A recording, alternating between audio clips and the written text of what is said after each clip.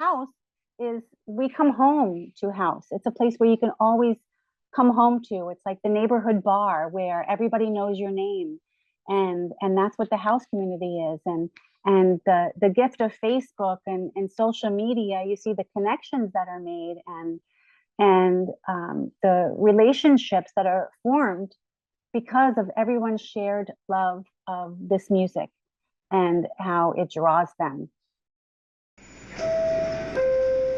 Today is Wednesday, May 21st, 2025.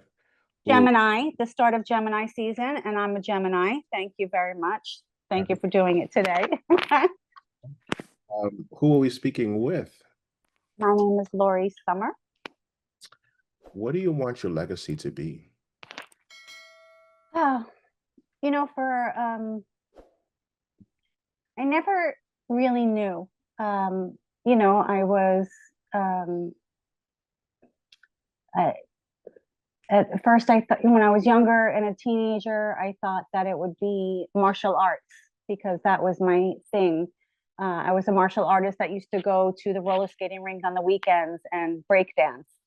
And then in the late 80s, I started dancing on Club MTV. So, and that set the tone for a lot of things. So I thought that maybe my transition into dance and into making it a career, and then from dance going into comedy, and what I built from there, I always thought that would be my legacy. And but now, gaining some years on the planet, and with all of that in my arsenal, I feel like I want my legacy to be more about caring and giving care. I'm a caregiver for my mom and dad. I've been full-time since the pandemic. And, and I feel like everything that I've done up until this point, traveling the world as a dancer, comedy in New York City, and working with legends and everything else, I feel like that enabled me to and prepared me to be a better caregiver, to assist in all of the needs that they had in dealing with people and situations and everything. So, that is ultimately what I want my legacy to be. But I do want to be remembered for my love of dance, my freedom when I dance. How, for me on the dance floor, and especially within house music, to me, that's the place on earth where heaven and earth meet. And people that really sit in the pocket of what house music is know that they can understand that. And people have a misconception of what they think house is, and not really knowing, of how many genres of music come back to house or can be expressed through house, be it gospel or be it the feelings within country, or the dance element of R&B or soul or funk. I feel like every genre, jazz, everything, even opera, because you have some of these incredible singers.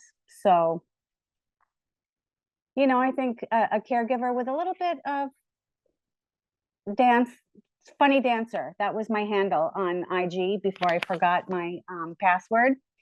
So that's how everybody knew me, as the funny dancer. So, I think it's a combination of the three. That was a really long-winded answer. I'm so sorry. I do that sometimes. That was great. That was great. You said so much that I want to double click on. You talked about house music is where heaven and earth meet. Say more. What do you mean by that? Because I feel like we're all rhythm. We're created in rhythm. Breath is rhythm. Our heartbeat is rhythm. Everything is rhythm. And in house music, more like any other genre, I could see people get lost in other genres and close their eyes, and they're feeling everything that the music inspires in them. But there's something about house music and underground house specifically, and the feeling that it emits for people.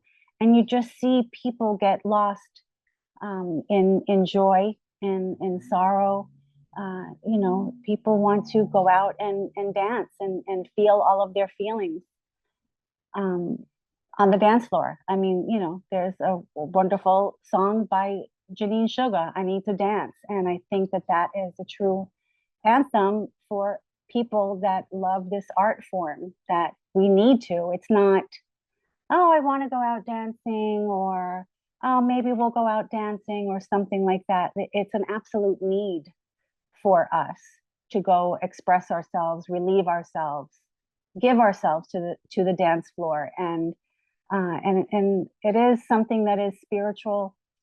Um, when I was working prior to the pandemic, I was managing a comedy club and a restaurant, and Wednesday nights were my night to go out dancing. That's when Cielo, Louis had the party at Cielo. And then after that, it was at Expansions. So I dedicated that night, that I don't work late that night. That is my night for me.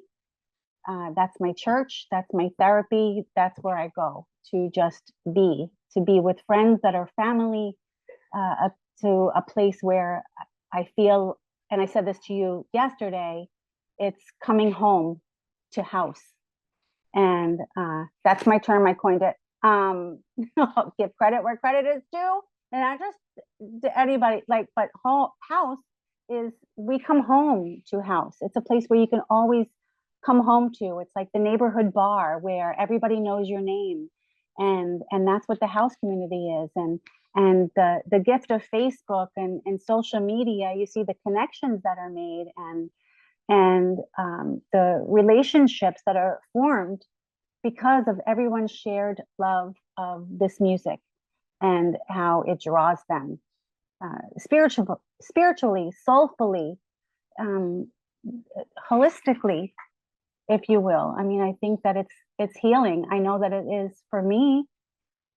It was absolutely that for me way back in the day when I started, and then I had a separation from it for different circumstances that I'm sure that we'll get into. But then coming back to it in 2016 is when I was able to finally come back. And you know, I used to laugh with a couple of friends of mine within the community that I feel like I just kicked the door in and was like, I'm back. And that was it. And it was arms wide open, as if I never left. It was my riding on a bicycle that you don't forget. You don't forget how to ride a bike. You always remember to breathe. And that's what house music is to me. Thank you. Two-part question. What is underground house? What is soulful house? I don't know if I'm really equipped to answer that. I don't, I think for, at least for me, I believe that they're interchangeable. You know, there's a grounding effect for me with underground house and soulful house. And it's not that higher tempo, like a mainstream, if you will, or an EDM kind of thing or something like that. It's something that is more guttural, something that you feel more innately, that feels more natural. And that to me is what soulful house is, and underground house is. It's not forced movement. It's not, you know, it's like dancing. Some people dance on the upbeat, other people dance on the downbeat, other people dance on the spaces in between and finding the pocket. And to me, underground and soul is on the down, as opposed to on that I don't know, too hard, if you will. I don't know if that makes sense. You know, to me, underground house is more fluid, more like air, or the rhythm of water, or the movement of a flame. You know, to me, it's all of the elements. Thank you for that. Let's talk about dancing and dancing to house music.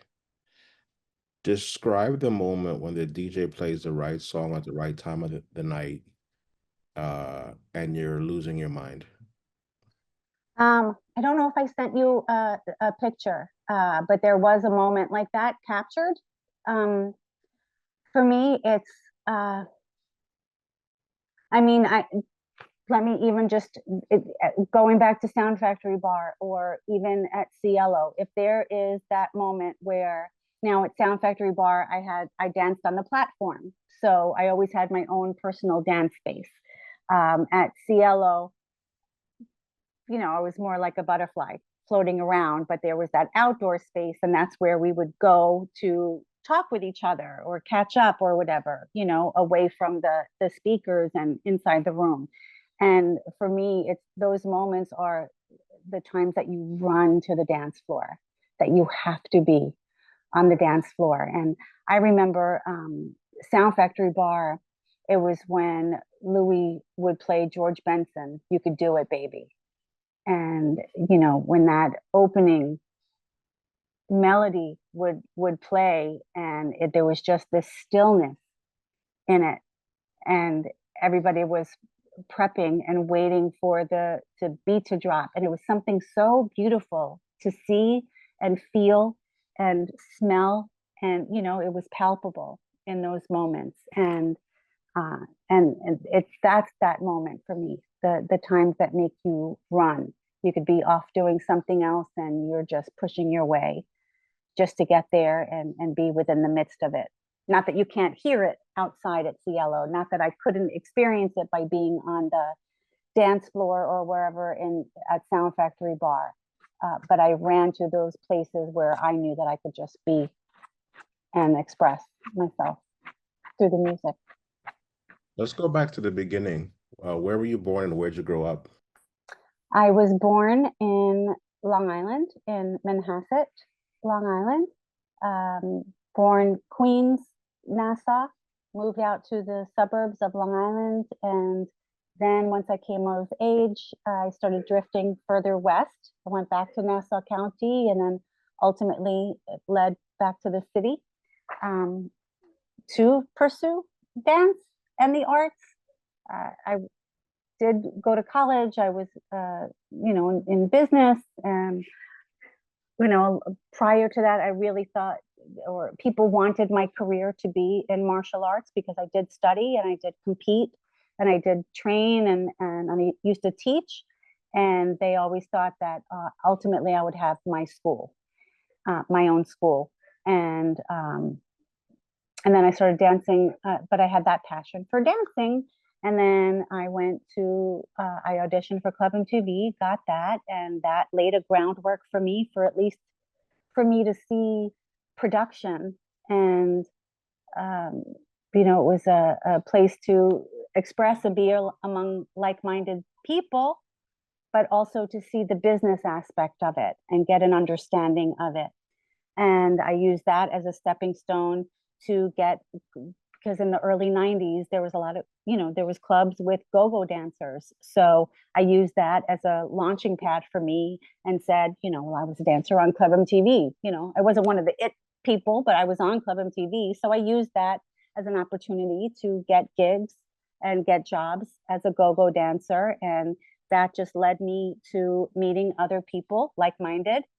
That led me to working with entertainment companies, a lot of DJs or bands, and they did private parties and stuff. And the bulk of our work, all of our work really was on the weekend. Majority of it was doing bar mitzvahs or bat mitzvahs, but it opened the door for me to meet other dancers and work my way towards the city. And then the other people that I met at Long Island, it's like every hand fed the next hand for me. It was a friend of mine from Long Island that brought me into the city to go to Sound Factory Bar because they knew that it was something that I would love. And doing the bar mitzvahs is something that I got because of the club scene in Long Island. And that led me to meeting different people and then ultimately getting a job with a certain company that hired old Club MTV dancers that then brought me in to take dance classes with Keith Williams, Keith Boogie Williams, who choreographed for Janet and, so many other artists. And they had, he had a dance troupe called Shades of Black that I was brought on to perform with Shades of Black. But when I went to Sound Factory Bar, the first night that I went there, my friend Dino brought me, and I was just dancing on the dance floor. And one of the gentlemen that worked there, I don't know if he was with security or some connection to Barbara Tucker, and he saw me dancing and said, you know, you need to be dancing here, and you need to come and audition to be a dancer here. I don't remember if I met Barbara that night, but definitely the following week when I came back, and I got the job right away. And then that opened up every single door for me to have a career where I traveled as a dancer, working with, you know, like I danced back up with Eric Morello with Reel to Reel. You know, for months he was like, you need to dance for Reel to Reel. And I don't really know, you know, like what my hesitancy was. But then when I finally said yes, and there's a fun story in regards to that, but I started touring with Reel to Reel. I was doing gigs with Willie Ninja. He was working at the door, and I was so naive and so green and so new to the scene that I didn't know the giants that I was walking amongst. I didn't know, you know, that they just became people that I knew and that were peers, or people that I, you know, loved and just loved being around and formed friendships with. You know, I had no idea of the magnitude of Willie Ninja at that point. I had no idea of the magnitude of Eric Murillo. I had no idea of the magnitude of Barbara and Louie and with Don Welch and what the Underground Network was, and everybody that it introduced me to, Voodoo Ray and Ejo and all of those guys. I didn't know. They were just people that we all loved the same thing. So we hung out together and we became friends. And you know, like there's time that I really pinch myself that I'm like, I can't believe that, you know, I'm just some chick from Long Island that loved to dance. And but all paths led me to be with giants. And it's humbling. It's very humbling. Even to be here with you, you know, to even think that I'm worthy of an interview. It's very humbling, to say the least. So I thank you for that. Yep. And just to, you know, be able to share my experience, because, you know, I think it's a fun journey. It's stories that I love to tell, because you forget when you're living it, and, you know, you don't really think. To me, it's just second nature, you know, like, oh, this happened and whatever, you know. I have some crazy stories and crazy experiences, you know, survival tales, if you will. Yeah, let's You know, let's get into them. Tell us a story about Club MTV. What's your well, favorite memory? I think, you know, there's nothing specific. It was really just the whole process. I was in awe because I watched Club MTV, and I don't know what finally. I would always see Dancer Audition Hotline within the commercial. They aired it, you know, in every episode, and I don't know what finally made me say, call up this number and audition. And I wasn't a city girl. I didn't go to the city, so it wasn't. It was out of my comfort zone, and really not. I didn't so much have a fear or nervousness about it, because martial arts gave me a foundation. You know, when you're competing, you know, there's different rings that you're competing, and there's, you know, all these people watching, and you never know who's watching you. So I was kind of desensitized to that. And I think that that's really helped me in every aspect of the arts that I've participated in. So when I auditioned for it, I forget how many of us there that auditioned, and they mentioned they called all the women first that made it, and then they called all the men. Actually, that was the callback. So I did the first audition. They said, come for the callback. I went for the callback. It was a bunch of us dancing at the Palladium, and they called all the girls that they wanted to be on the show that made it. Then they called all of the boys, and I wasn't called. And after they mentioned all of the guys' names, they were like, "Oh, and one more, Lori Sommer." And then so I got it. And the whole thing was just amazing. I felt like I was looking at celebrities when I would stand online, because they always had us. You would film on 2 days. It was usually a Monday and a Tuesday, and it was 15 episodes. So you would do 8 episodes the first day, 7 the next. And you would meet, of course, at the Palladium at however time. I think we had to be there by 8:30 in the morning, 8 o'clock or 8:30. And you waited online on 13th Street behind the Palladium. And all of the regulars that were standing online with everybody else. And, me, just some chick from Long Island that had rhythm. I was like, oh my God, I'm standing right next to this person. I'm standing right next to this person. So the whole thing was just, I was in awe of it. I was excited by it, and I just learned so much from it. Wow. I did get to talk to, 2 times, I was on camera speaking. I mean, like, not a lot, it was nothing, nothing crazy, but at one point, Julie Brown, downtown Julie Brown, blah, blah, blah, blah, blah, did speak to me. And then they started doing something right before the series ended. They were trying to do something different where they were interviewing the dancers on different segments in between, a commercial, right before commercial break or right coming back from commercial break. So I was recorded one of those times as well. But yeah, it was a learning experience that I always held on to, because I understood it. I understood what it was like to film something, and working with cameras, working with all of that. It was amazing for that.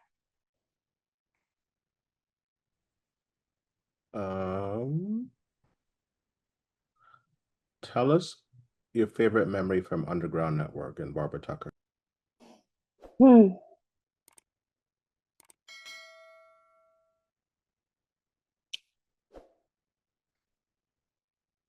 I mean,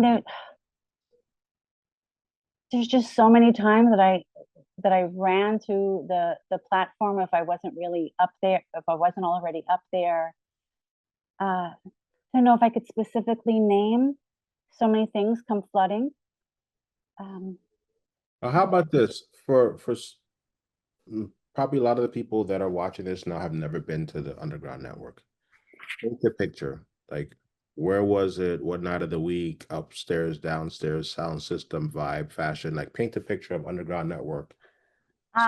So it was on 21st Street between 5th and 6th, and that was the heart of Chelsea. You're getting close to Gramercy, but Chelsea was a big epicenter for club life then. So you had Sound Factory Bar, you had Sound Factory, you had Nels was over there, Limelight was over there. So it was a big hub. Splash was not far. So it was a big hub for nightlife, and especially on 21st Street.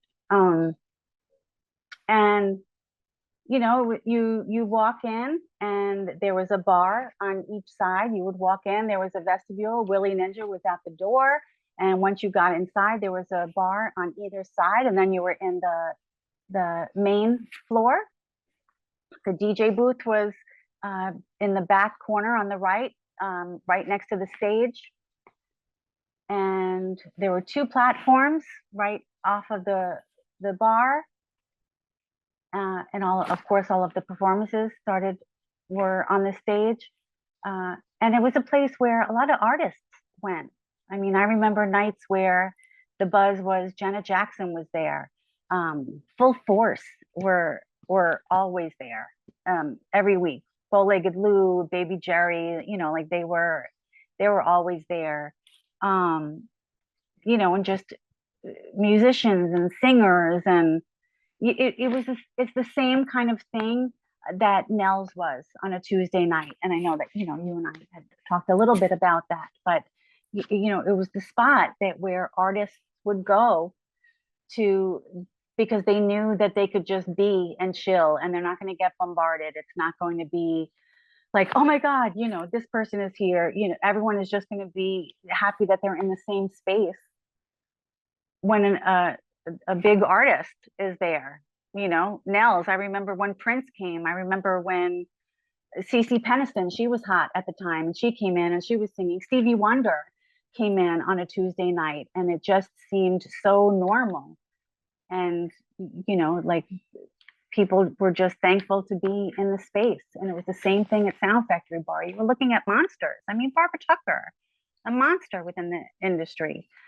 Louis Vega spinning, Frankie Knuckles spinning, Ariel on the lights. Like, you were dealing with legends and icons in the business, in addition to all of the dancers that were there every week. Voodoo Ray, Ejo, Sekou, Stretch, Link, Loose Joint, Brooklyn Terry, you know, like all of these guys that Brian Green, Brian Footwork Green, Randy Connor, Keith Williams, both Keith Williams, you know, like just incredible dancers in the industry that I was just rubbing elbows with, you know, and I had a seat at the table. It wasn't at the head of the table, but I had a seat at the table. And so that was the upstairs of Sound Factory Bar, and there was a downstairs room that had a still house music, but you know, a little bit deeper. I forget the name that they did for that room downstairs. A friend of mine mentioned it yesterday, but the name is it called the Funk Hut? Yes, right, the Funk Hut. Okay, yeah, and that was downstairs. You know, and we would go down there when we weren't dancing on the platform. You know, we would either, very rarely were we taking a break like we were tired. You know, none of the dancers, we never got tired.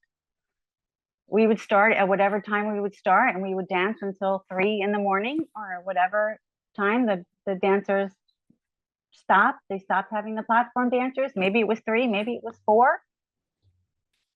You know, I just remember always staying until the bitter end, even as a very grown person, as an OG, you know, as recent as expansions in Cielo or whatever party, you know, we stay until the bitter end, until the very last note. And that last hour is always magical because it is the diehards. It's a different kind of energy, that last hour. That's always my favorite. But I have to, I mean, with Underground Network, you know, there was just so many artists that performed. And again, it didn't really hit me until afterwards.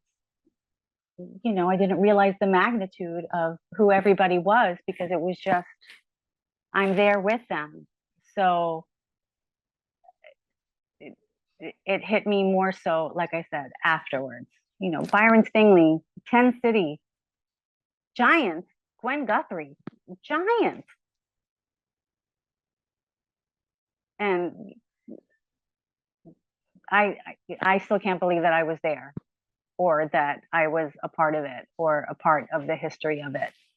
You know, I still giggle and when I look at the Underground Network T-shirt that lists all the names of the people affiliated with it, all the dancers and promoters and artists and everything, and every time I see it come up, if Don Welch posts it, and I'll always zoom in at it and find my name, and knowing that it's me, and I'm like, oh my God, you know, like it really is me, and I'm really a part of it, and it's I'm thankful for that, you know, because no matter where I go, no matter what happens, I always know that I was there and I got to live and breathe it for the magic that it was, because it really was. Like, the 90s were something special.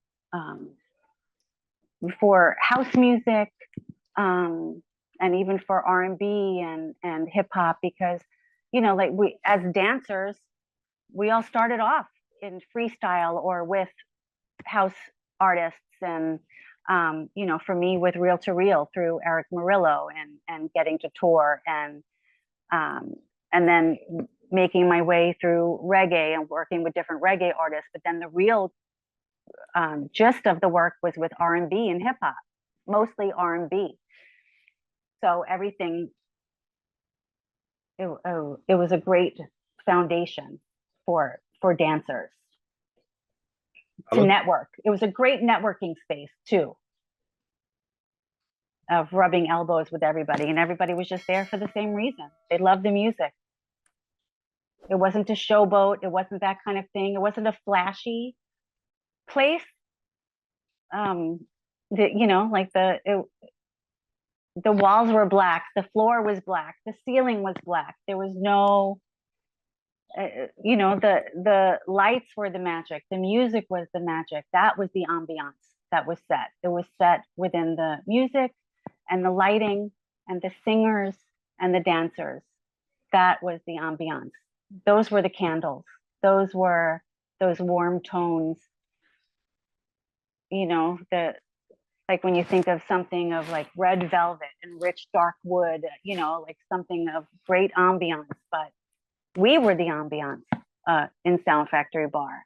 And I kind of think it was the same thing at Nell's, like even to go back to Nell's, because that in its own right was the same. There was just such a celebration of the artist. And yeah, it was great when the big names came in, but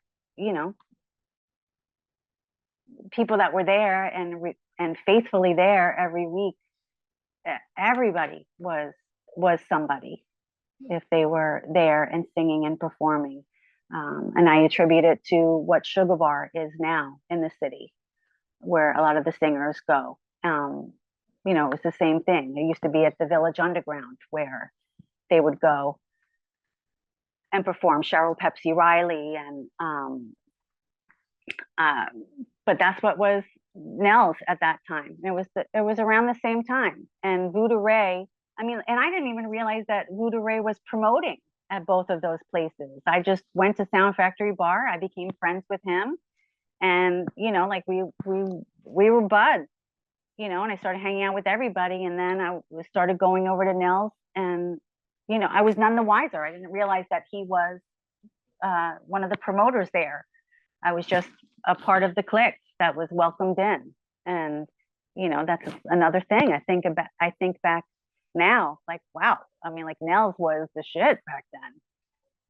And we were just rolling up, not waiting in line or whatever. It was tough to get into, and we were just walking in, being regular. So, just a lot of awe-inspiring moments in retrospect for me. But I love Tuesday night. I love listening to singers that make me feel, and like house music does. There's just,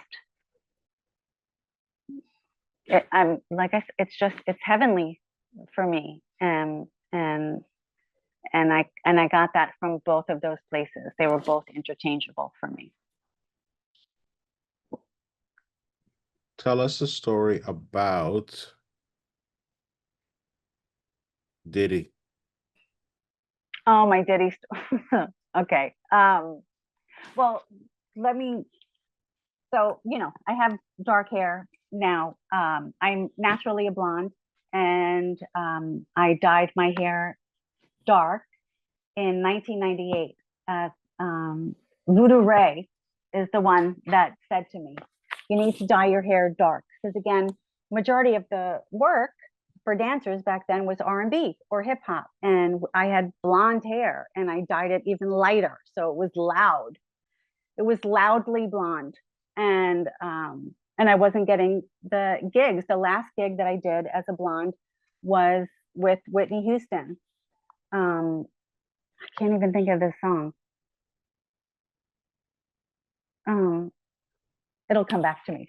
But I did that as a blonde, and I was right behind her. And then once we started filming, they were doing everything to cover up my hair because it was standing out so much. So right after that, that's when Ray said, dye your hair dark and you'll get more work. They won't know what you are. Well, they'll think that you're Argentinian or something, anything other than just some white chick from Long Island. So I did. And that's when other doors started opening. And one of them working with Lorianne Gibson, or just being known by Lorianne Gibson, who was the choreographer for Diddy. So, and that's what initially got my foot in the door. The first gig that I did with him was actually dancing backup for 112 in a video when they were on the Bad Boy label. And we filmed out in LA. So we did rehearsals in New York. I can't remember if we did any rehearsal in LA or if we just shot the video in LA.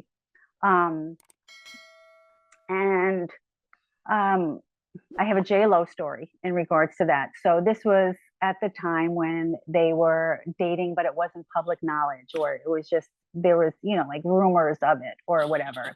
And me and the other dancers, we were on the lot to film the video, and they had like little mobile home things or whatever, that they had outdoors in the parking lot where they would have us do our hair and makeup. So me and all the dancers were, all of us, getting our hair done, getting our makeup done.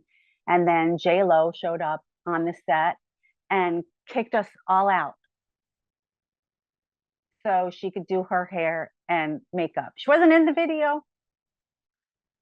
She was just there to hang out, and screw us. We all got kicked out. So we're just standing outside in the LA heat with, whatever makeup we have done melting off of our faces, and then by the time that she come out, we have to hurry back in and, and get done so we can get on set. So that's my J-Lo story. Been mad at her ever since. It's very rude. Very upset with her. I mean, I have another story too from her and I share a mutual friend that she used to do auditions with, that she was very mean to. So I don't really like her too much. The next time that I worked with Diddy was through Lorianne Gibson. His choreographer called me for this video shoot, a song that he was doing with Public Enemy, and it was in the city, and it was low budget. They did a casting call on the radio station on Hot 97, inviting people to come down to the video shoot that night to be extras in the club scene.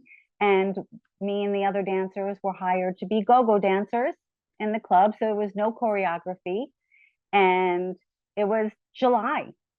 And it was hot, hot in New York City. Like, July's in New York City are no joke. And I used to walk around the city with a fan with a little propeller on it, like a Mr. fan, they called it. And I always walked around with that. And we were going to be doing the video in a church that I knew wasn't going to have air conditioning. So I brought my Mr. fan, and we were there all day. And I would keep it downstairs in our dressing room where my stuff was or whatever. And hours into the video shoot, and we're taking a break for a second, and I'm sitting on the platform, and all of a sudden I look over and I see Diddy on the stage misting and fanning himself with my Mr. Fan. He stole my Mr. Fan. And I'm sitting, I'm like, I couldn't believe it. I was like, well, how? He had to go through my stuff, like, to get it. Now, I don't know if it was him specifically, but for giggles, yeah, he stole it. Not his his assistant. It was him. He stole it. He saw that I had it, and he stole it. And I was so mad because I said, here's this man that he could have a Mr. Fan covered in diamonds. And here's, it's my $7.99 Mr. Fan. I'm a broke dancer. You're paying me, you're not paying me scale to even do this gig, and you're stealing from me? Screw you, Diddy. Hated him ever since. This karma. He deserves to have the book thrown at him. He's gross. But yeah, that just let me know, not that I was surprised, but in a way I was surprised because I worked with artists that were wonderful. You know, like I said, I worked for Whitney Houston, and she was wonderful to her dancers and treated them like family. Mariah Carey, wonderful to her dancers, treated them like family. Even my first tour doing Reel to Reel with Eric Morello, Matt Stuntman. I mean, it was a family affair. You know, Shaggy was phenomenal. There was really great. I worked with Monifa. I worked with Changing Faces. I worked with people that were caring about their dancers. But he was just an opportunist, and he didn't care of who he stepped on. You know, if he wanted something, then that was it. It was that, you know, that was the aura that he always gave off to me in that small little thing that means nothing in the grand scheme of life, but he just showed his character in that. I was like, what a douche. I mean, like, we're in a church, so what are you trying to replicate? The limelight? You know, that you're trying to do this inside a church? You know, you can't even provide air conditioning for the people that are here. You know, but it just wasn't a great environment, and I think it deserved better. I mean, Public Enemy, I think at that time deserved better too, you know, for their iconic and legendary status within the music industry, you know. So yeah, he was garbage. That's my Diddy story. Tell us a story about touring with Eve. That was a tour. I mean, it was amazing. It was a day that I actually went from one audition to the next. I was living the dream. I think I auditioned for Missy earlier that day and got cut. And then auditioning for then the Eve was doing her audition for tour, and I wasn't even going to go. And a friend just pushed me. She was like, just go. And I went to the audition. I was the last person that auditioned and the first person that they hired.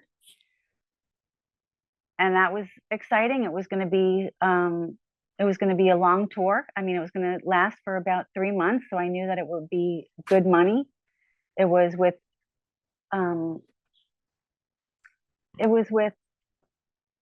DMX and Cash Money Millionaires. They opened up, and I'm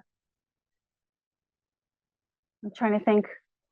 The night before the first show, we were in Rochester, and we were doing staging and everything else with lighting and everything else. And it was like 3 something in the morning, close to 4 o'clock in the morning. We were exhausted. And the stage for DMX, there was a ramp that went up to the DJ booth it was a grate. And underneath the grate was all the pyrotechnics. And it was where we took a break at like 3 something or whatever. They were trying to figure out lighting. So I sat down on the graded ramp, and one of the roadies, not the roadie, someone on production hit the pyrotechnics. Yeah. Lucky for me, it wasn't the flame, that it was actually this. So I always say that, you know, I got set on fire on the DMX tour.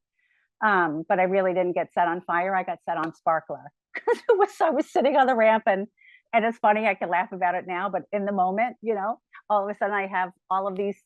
It was like I was sitting in the middle of a sparkler, and you know, of course, I jump off the grate. My hair was burned, my shirt was burned, blah blah blah. And somewhere in the back of my head, I was like, maybe this is a sign that I shouldn't do this tour. And but I went ahead with it, and there were, you know, a lot of crazy things that happened on that tour. A lot of crazy things. We got kicked out of. I'll say it like this: that tour, I learned to trust my instincts, because we had a gig and we were staying overnight, and we were inside the hotel, and there were 6 dancers, 3 girls, 3 guys. And me and the girls stayed in a room together. The guys stayed in a room together. And for some reason, I didn't want to stay inside the hotel. It just came over me. I didn't know what it was. And I said to the other dancers, I said, I'm going to go sleep on the bus, which is crazy because inside the hotel, I have the security of not only the hotel, but of the bouncers that are on tour that we were friendly with. Like everybody that would take care of me were inside the hotel. I didn't want to stay there. And I went back out to the bus, locked the bus, and went into the bunk and went to sleep. And then an hour or so later, all of a sudden, everybody is coming on the bus. And I just peek out, you know, they have curtains on the bunks, and I just peek out. And I said, what's going on? And they said, we got kicked out. And I said, we got kicked out of the hotel? And they said, no, the state. I was like, we got kicked out of Michigan? And we did. We had to leave Michigan. We were in Grand Rapids, Michigan. Something happened inside that hotel that there was some girl called the cops on a bunch of guys that were on the tour. And the cops came and everything. I was sleeping on the bus, none the wiser. And they said, just get to your next gig, leave the state and go to your next gig. So that was it. We got kicked out of Michigan. That's one story. Wow. I feel like something else happened. Oh yeah, when there was a fight on that tour, you know, like there was a rivalry between artists and DMX, and we were in Boston where the rival was from, and some stuff was about to go down right before the gig. And Mariah Carey was on tour at that point, and they were in the city and they were performing, I think maybe the next night, but they came to the show. And before we even so Cash Money Millionaires went on, then there was intermission, and then they reset the stage for us afterwards. And a fight broke out backstage, and they shut everything down, and we were on lockdown. I mean, like the cops came, all of us were questioned. I'm sky telling everybody with Mariah. I was like, the show's not happening. Just go, get out while you can. Go. we're on lockdown right now. And we actually got a ride back to the hotel in a paddy wagon.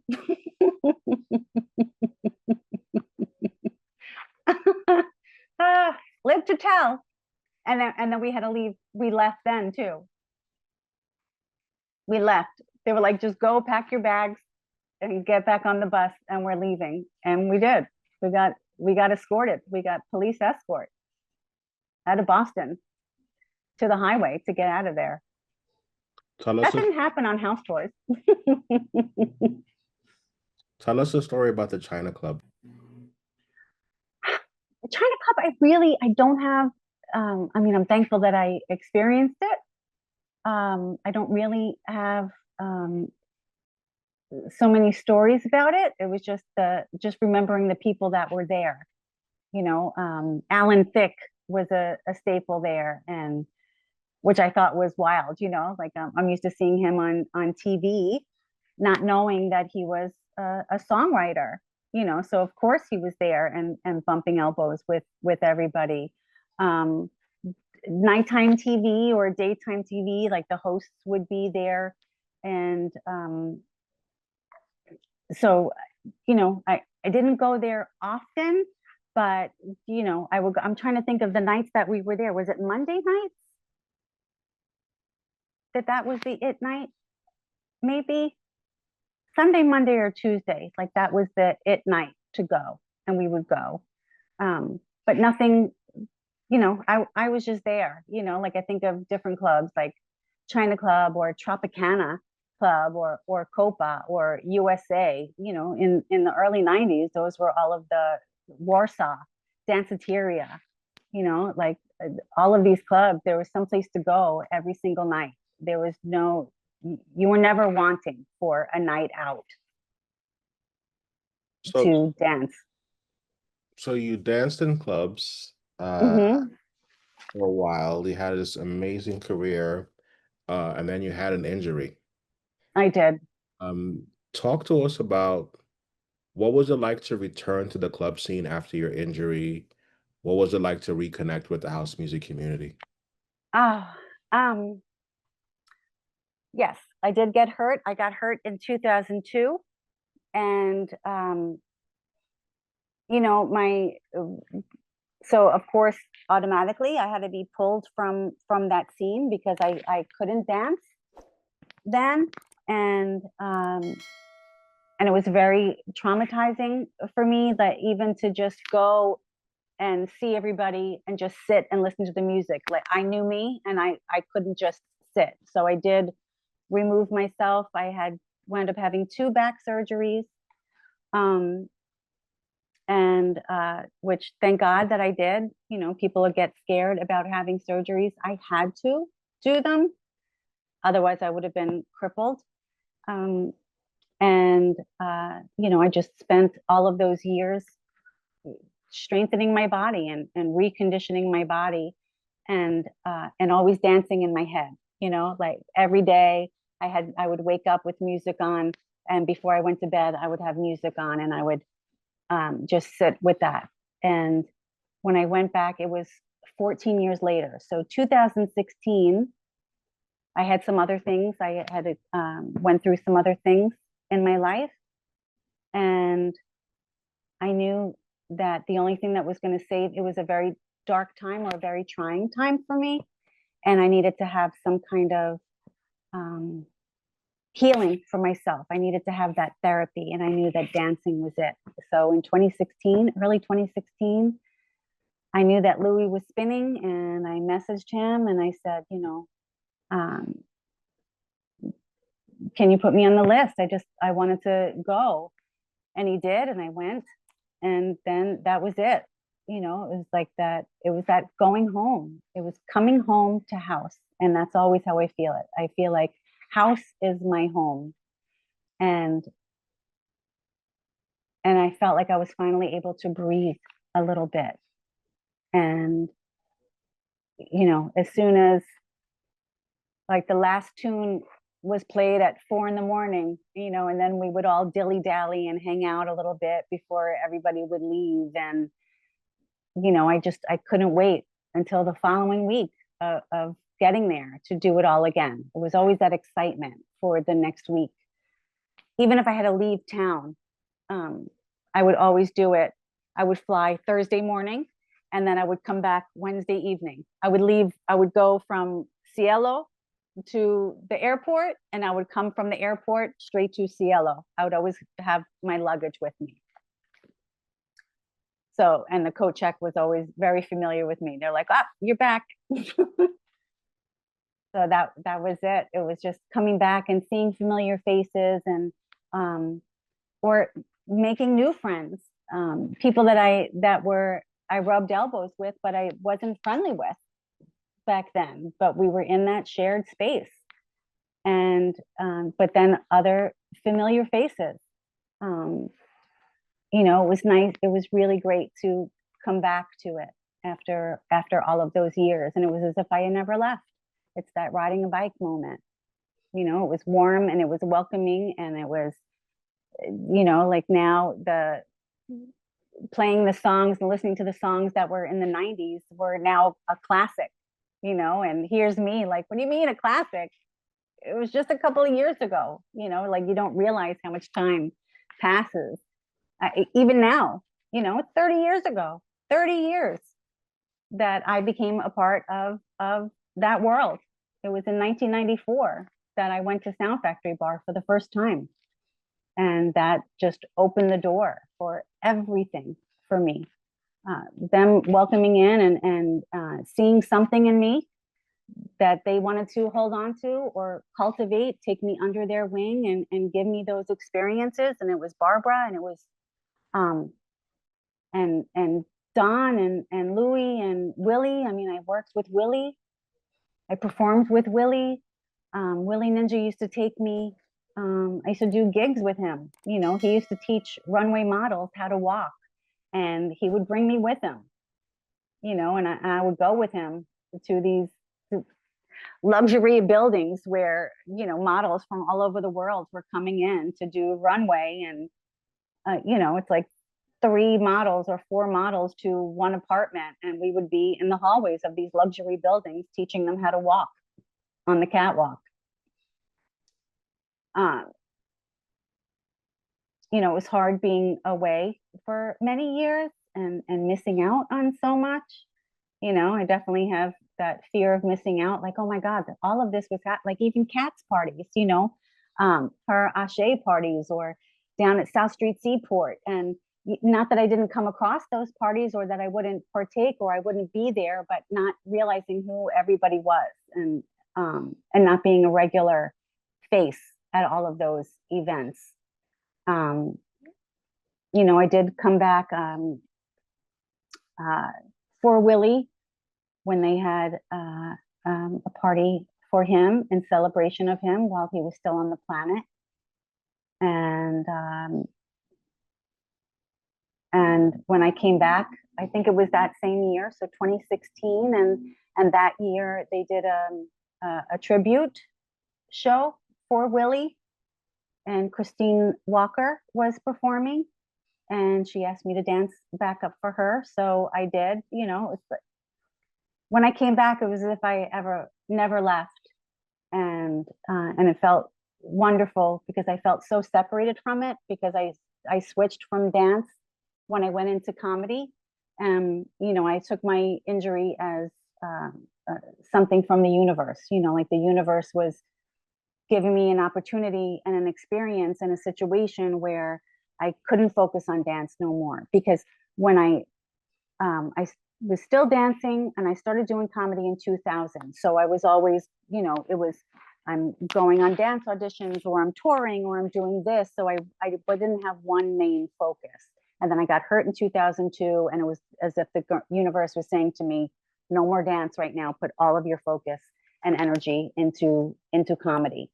And then when I came back in 2016, that was really for therapy. I was still very much a part of it, you know, like so much a part of it that they were like, dance backup for me. I'm like, what? I'm in my 40s. You want me to be a backup dancer? And, you know, it's like the last gig that I did as a backup dancer was with Barbara. In 2018, we did Wigstock overlooking the Brooklyn Bridge. It was amazing. It was an amazing, amazing gig to be a part of and to do. And, you know, it's life is funny like that, you know. But I was lucky because with dance and my background and everything that I experienced from going back to Club MTV, going back to martial arts, and it all prepared me for everything with comedy. You know, the similarities in production and filming and all of the different nuances that I at least had a little bit a familiarity with. And then, you know, like besides dancing with Barbara and doing that in 2018, starting back in, I think maybe 2012, I started hosting a burlesque show for a troupe called Bon Bon Burlesque that a couple of my friends started. And, you know, I went to one of their shows and they were doing just a show in a friend's restaurant in the South Bronx that I went to support them.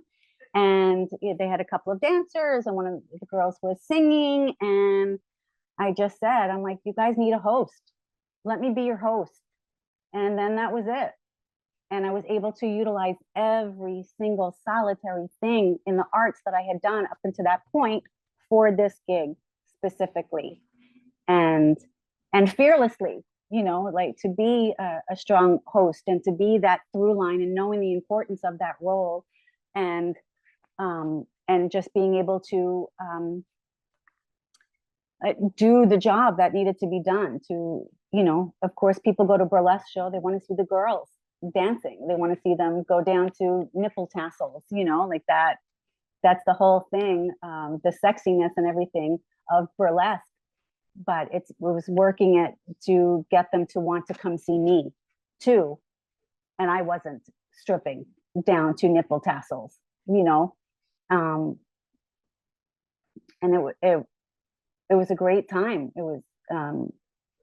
was amazing to think about everything that I had done up until that point. And it made me remember too, you know, when Sound Factory Bar closed and they were reopening the same venue to a new club, it was called Cheetah. So Sound Factory Bar became Cheetah. And I think maybe we were still, Underground was still a little bit affiliated with it or whatever. And back then, Barbara saw something in me because normally she hosted. And we were at Cheetah on a Wednesday night, and they needed a host, someone to host for the night. And Barbara asked me to do it. It was me and Althea McQueen. And we hosted. And that was my first time on the mic like that. And Barbara gave me that platform. Reel to Reel gave me that platform. I used to perform a song with Reel to Reel. He had a new song. I wasn't on any of the albums. It was just something, you know, when we were on tour, we were doing a tour through England, Ireland, and Scotland with 20 other acts, mostly European artists.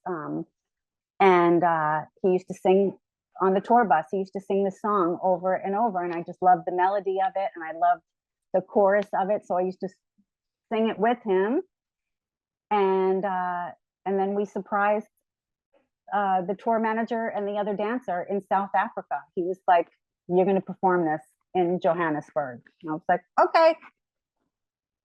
So he gave me a microphone, and I performed in front of this tremendous audience, and was able to do it, you know, and take notes and take, you know, like what would make me a better performer in performing this and everything. And you know, like I was always humbled. My first gig with Reel to Reel, I had no choice but to be humbled. And this is a fun story. So I said earlier that Eric Morello was after me for a while to dance back up for Reel to Reel with Strictly Rhythm. And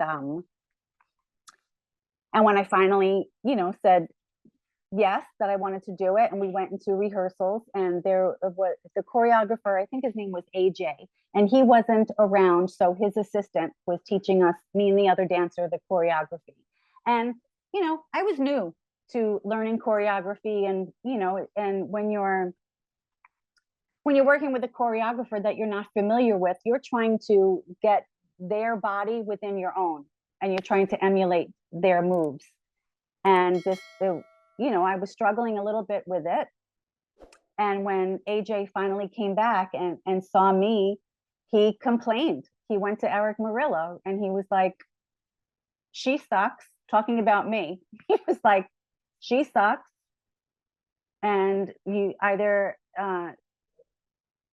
it's either her or me, but I won't work with her." And Eric Murillo was like, "It was great working with you, AJ." And he kept me. So that was a huge deal in itself. And then comes, and that in the back of my head, like, oh my God, you know, like I have some pretty big shoes to fill.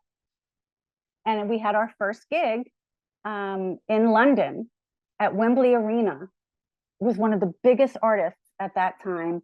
And, you know, of course, like the record label and EMI, like they all knew that the choreographer left, and here's this new dancer coming in, and who's this girl that you got rid of the choreographer for. And so, you know, like everything preceded me in my being there.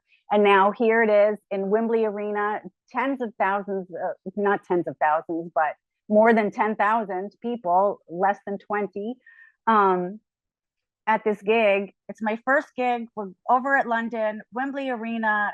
The heads of EMI are there. It was a big deal. Who's this new girl? That's the new backup dancer. And we lost the choreographer. Who is she? Who is worth all of this? Who Eric Murillo is fighting for? 2 songs, this song first, this song second. Well, they mixed up the songs and I got flustered. So I forgot every bit of choreography. So my big gig, the first one, I wound up forgetting everything under the sun and just started freestyling. And it was a hot mess. It looked ridiculous. And then I actually fell over the other dancer on top of it. So not only did I forget the choreography, I tripped over the monitor and fell on my ass in front of thousands and thousands of people at Wembley Arena, in front of EMI. That was the big, oh, here's this new dancer. This is who we've been fighting for. And she doesn't remember the choreography and she fell. So anything after that didn't faze me. I was like, I got up, I just get up and keep on dancing. And that was it. And that was the lesson that it was supposed to be. Just get up and keep on moving. Some great life advice. When you fall down, get up. Which is a perfect segue into my next question is, what advice do you have? Ooh, I mean, I can give advice and it's different now because they're dealing with different things now with social media and influencing and followers and all of that other kind of stuff. But with dance, you have to be out there. You have to constantly be learning and networking, and you need to take care of your brand. You yourself as a dancer are your brand, and you have to think about how you want to be known in the industry. How do you want to be remembered in the industry? And like we started off, like, what is going to be your legacy? What do you want your legacy to be within this art form, and where do you want it to lead you? And you always have, you're going to be your biggest and strongest advocate. I mean, any dancer can tell you that they've had horror stories with certain artists. I know that, I have. I was always like on the Eve tour, or when I worked with Rough Ends and dealt with their management, when, I had a gig with Changing Faces and I had an issue on one of those shows, but because I was standing up for what was right for the dancer. And, and sometimes I would be the one, because I had the biggest mouth and I wasn't afraid to use it. I would be the spokesperson for everybody. And you always have to protect yourself. Read the fine print. That was one of my last gigs, second to last gig with Changing Faces. And we were doing, remember back in the day when they had the daytime, like Ricky Lake or Jenny Jones and all of those other kind of things. And we were performing on Jenny Jones, and Jenny Jones had a bad reputation. She was the Maury Povich or the Jerry Springer back then. And they gave us a contract. You always got a contract when you were performing. And I was reading the fine print. It wasn't like when I was dancing on Soul Train, I trusted that brand. It wasn't like when I was dancing on Apollo, I trusted that brand. I trusted the VMAs. There was lots of places that I trusted working with, but not Jenny Jones. So I was really diligent in reading the fine print, and they wanted me to give them the rights to my person, that they could use my image however they chose. And how do I know that they weren't going to turn around? Because they always had, like back then they were like the video hoe or the video vixen or whatever. And they would mistake dancers for being that. People that didn't know, that's what they would think of as the backup dancers. And how do I know that Jenny Jones wasn't one day going to have a show like that of, video dancers, hoe or not? And what if they put up my image? And I didn't want to give her that right to do that. So I started crossing off on the contract. And I'm like, I'm not doing it. I'm not giving them full right over my person. And it became an issue, but it was me and one other dancer, and we stood our ground. And they wound up, letting us, at first they were not going to do the show. And then they were going to say, just have the other two dancers. And finally they said, no, we'll use both of them. We'll use all of them, and we'll just let them cross that off in their contract. So you have to protect yourself. And as big as the industry is, it's also really small. And you can have all of the talent in the world, but if you're difficult to work with, then you're going to lose out on gigs. There's that fine line, and I had to find it for myself. It was, I wanted to be, you know, I wanted to make sure that I was taken care of, that my image was best represented in the role that I felt comfortable with. And there was a fine line, and maybe some artists wouldn't want to work with me, and they didn't. You know, that was with Changing Faces. I did one gig after that, and I knew the gig after that was the last one with them, and I didn't really care because it was at Madison Square Garden, and you know, like a sold out show. So I was like, if this is my last gig, this is a beautiful way to go out. And it was my last gig, and I understood it, and I respected them. They had a right to make their decision, just like I had a right to make mine. And if that was how we parted ways, then that's how we parted ways, and it was okay. So that would be my biggest thing to share. Protect your brand and always nurture your brand. Fuel your brand with new information. Think of it as giving it nutrition, watering it. It's a seed. It's to grow into a flower, to grow into a garden. Plant your seed and water it, and fertilize it. Give it light.